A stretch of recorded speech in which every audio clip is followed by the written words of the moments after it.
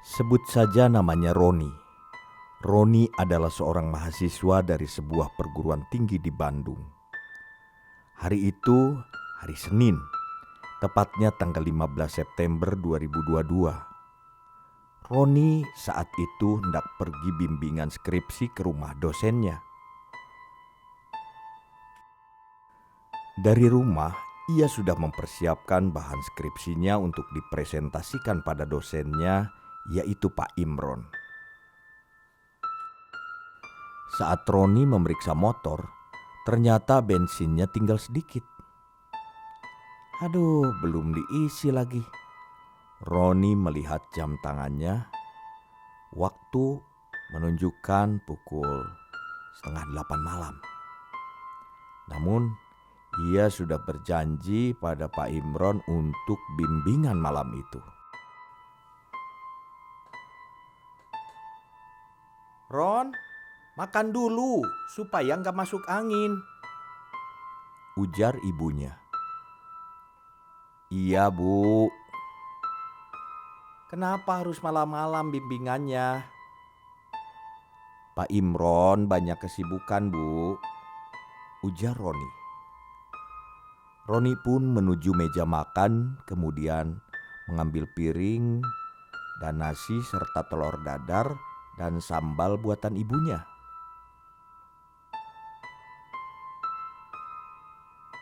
"Di mana rumah Pak Imron itu, Ron?" tanya ibunya.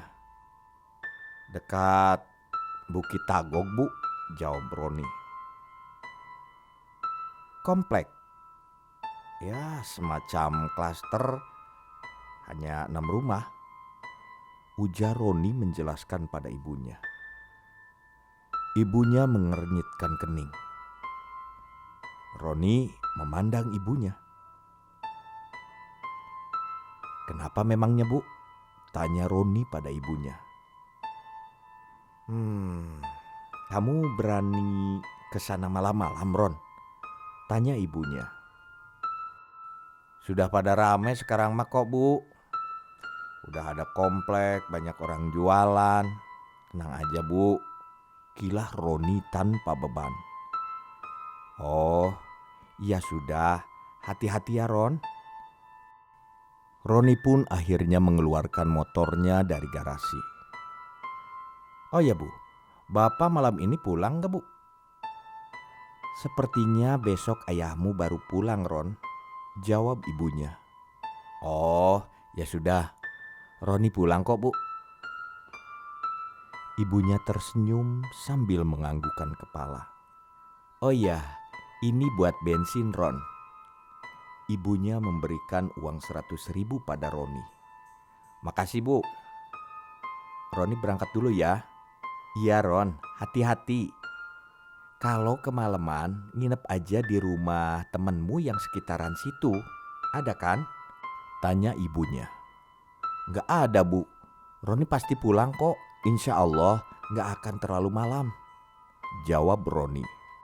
Roni pun menyalakan motornya. Lampu motor pun menyala. Tak berapa lama setelah memanaskan mesin motor, motor pun melaju perlahan. "Hati-hati," kata ibunya. Roni melambaikan tangannya sambil tersenyum pada ibunya. Selepas Roni pergi, ibunya kembali masuk ke dalam rumah.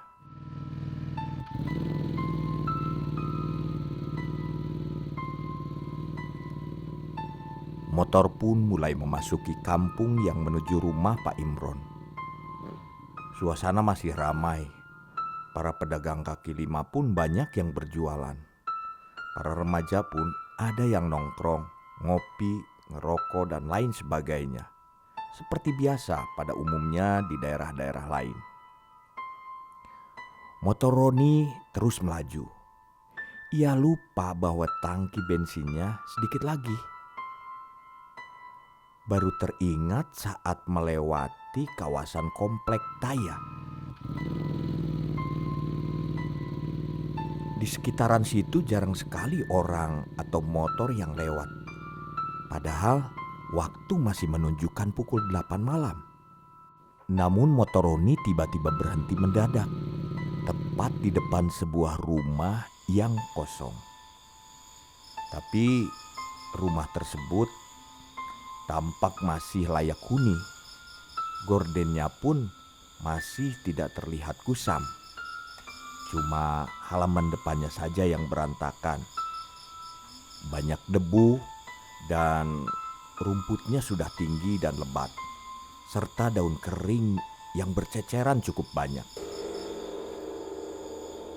Yah, aku lupa ngisi bensin, ujar Roni dalam hati.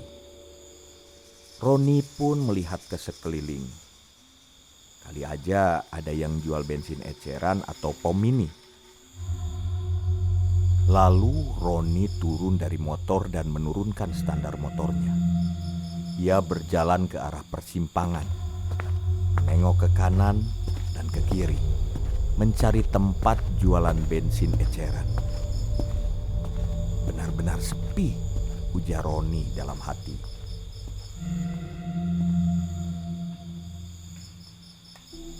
Roni pun akhirnya berbalik menuju motornya.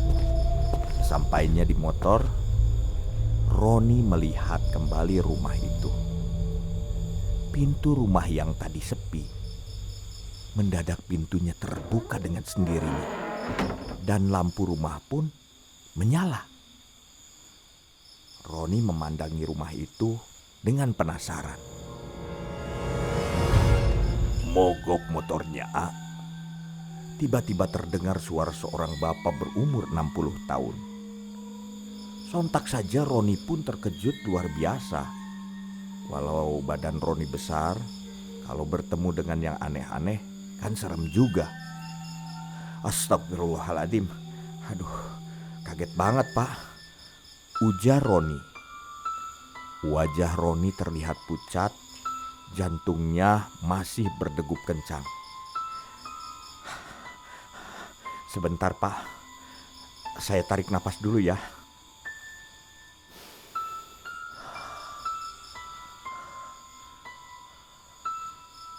Bapak tersebut memperhatikan Roni dengan seksama. Ayo ke dalam dulu. Di sini tidak ada pom bensin, A. Paling dari sini 2 kilo turun ke bawah. Nah, di situ ada pom mini, ujar bapak itu menjelaskan. Ayo masuk. Akhirnya Roni pun mengikuti bapak tersebut. Teras yang tadi terlihat kotor, tiba-tiba terlihat bersih. Roni bergumam, kok aneh ya? Tadi kulihat tempat ini begitu kotor dan berdebu. Tapi kenapa sekarang tiba-tiba jadi bersih? Dari dalam rumah keluar gadis remaja usia sekitar 18 tahunan, membawa baki berisi air bening, lalu meletakkannya di atas meja. Silakan diminum, Kak, ujar gadis tersebut. Roni pun meminum air bening tersebut. Roni terpana melihat gadis remaja itu karena wajahnya begitu cantik. Terima kasih, jawab Roni. Gadis itu pun tersenyum, kemudian beranjak dari ruangan itu dan kembali masuk ke dalam. Jika kamu butuh bensin, lumayan. Masih ada sedikit, kurang lebih 1 liter lagi. Ada jerigen di belakang, ujar bapak tersebut. Boleh saya membelinya, Pak? Ambil saja, gak usah beli. Lagian di sini juga sudah tidak dipakai, ujar bapak itu sambil tersenyum. Tak menunggu lama, akhirnya Roni pun ke belakang menuju gudang dekat pohon jambu air. Dan benar saja, ada jerigen berisi bensin. Dengan ditemani bapak tersebut, Roni mengisi tangki motornya. Dan setelah terisi, motornya coba dihidupkan kembali. Alhamdulillah. Roni bersyukur dalam hati. Kemudian Roni pun pamit kepada bapak tersebut. "Terima kasih Pak. Lain waktu saya mampir lagi kemari ya Pak," ujar Roni. Saat hendak berangkat, gadis remaja itu menghampiri Roni sambil berkata, "Jangan lupain bapak ya Kak." Roni merasa kebingungan dengan pernyataan gadis tersebut. Baik Di." "Oh ya, siapa namamu?" "Ranti namanya," sela bapak tersebut. "Oh baiklah kalau begitu Pak. Saya mau bimbingan dulu ya. Di Ranti, mari." "Sampaikan salam hormat saya pada Pak Imron ya Ron," ujar bapak tersebut. Roni pun beranjak dari tempat itu. Singkat cerita, Roni pun sampai di rumah Pak Imron dosennya itu.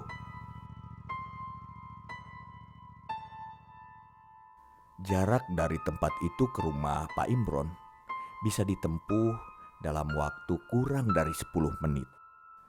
"Kenapa baru sampai Ron?" tanya Pak Imron. Roni melihat jam tangannya. "Loh, kok sudah jam 10 malam?"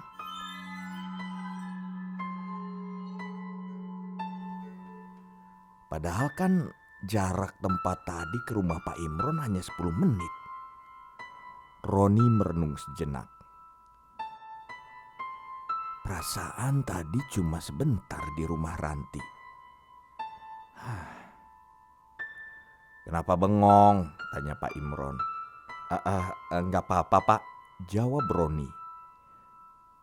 "Oh iya, ini skripsinya Pak."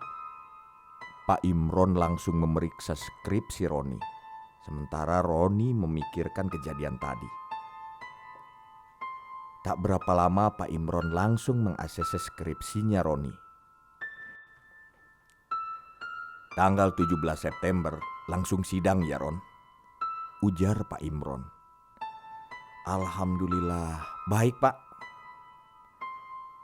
Roni sebenarnya ingin menceritakan kejadian yang barusan dialaminya. Namun, ya dia ragu, takut disangka mengada-ada oleh Pak Imron. Namun, tiba-tiba Pak Imron langsung bertanya pada Roni, "Tadi mogok di mana motormu, Ron?" Roni pun menjawab, "Di Komplek Taya, Pak." "Komplek Taya?" Pak Imron merasa kebingungan dengan jawaban dari Roni. Tapi Pak Imron tidak menjelaskan kondisi yang sebenarnya tentang komplek itu. Karena komplek itu sebenarnya satu area komplek kecil yang sudah ditinggalkan oleh para penghuninya.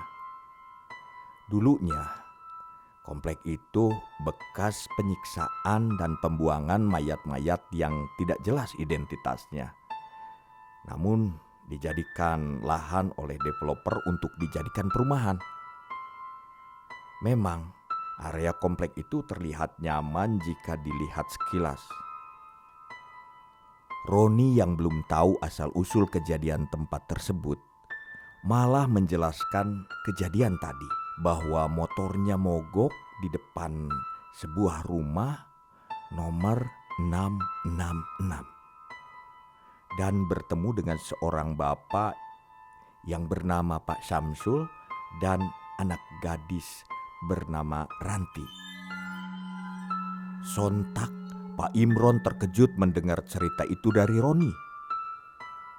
Pak Imron pun langsung masuk ke dalam rumahnya dan membawa sebuah album yang telah kusam, lalu menyerahkan album tersebut kepada Roni. "Ron, bukalah. Nanti kau akan tahu. Ada yang mesti kamu ketahui." Roni terlihat kebingungan. Matanya tertuju pada album kusam yang diberikan oleh Pak Imron. "Apa sebetulnya isi album kusam ini ya?"